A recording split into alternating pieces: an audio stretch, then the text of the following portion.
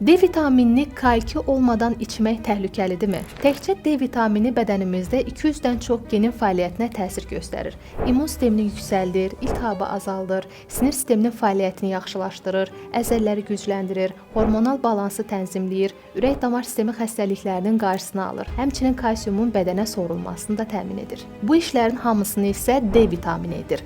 K2 yox. Bəs burada K2-nin rolu nədir? Deməli, K2 maddəsi D vitamini vasitəsilə qana sorulan kalsiumun məhz sümüklərə daşınmasına dəstək olur. Yəni bir növ bədəndə kalsiuma istiqamət verir. Onun toxuma və damarlarda yığılmasına imkan vermir. Maraqlı olan məqam isə normal qidalanan, məsələn, pendir və yumurta yeyən insanların əlavə olaraq kənardan K2 qəbul etməyə ehtiyacı yoxdur. Çünki əksər qidanın tərkibində K2 maddəsi var. Əksinə bu cür insanlarda kənardan K2 qəbul etmək qanı qatılaşdıra bilir. Yəni K2 olmadan normal dozada qəbul edilən D vitamini sağlam insanlarda damarları zədələmir. Mütləq K2 üçün ifadəsi isə şişirdilmiş məlumatdır. K2 bəs hansı insanlara vacibdir? Deməli, sümük əriməsi olan, uzun müddətdir yüksək dozada D vitamini qəbul edən, kalsiumu kənardan dərman vasitəsilə alan və ürək-damar problemi olan şəxslərə K2-ni kənardan qəbul etmək tövsiyə olunur. Qısaca desək, D vitamini tək başına öz işini görür. K2 isə hamıya lazım deyil.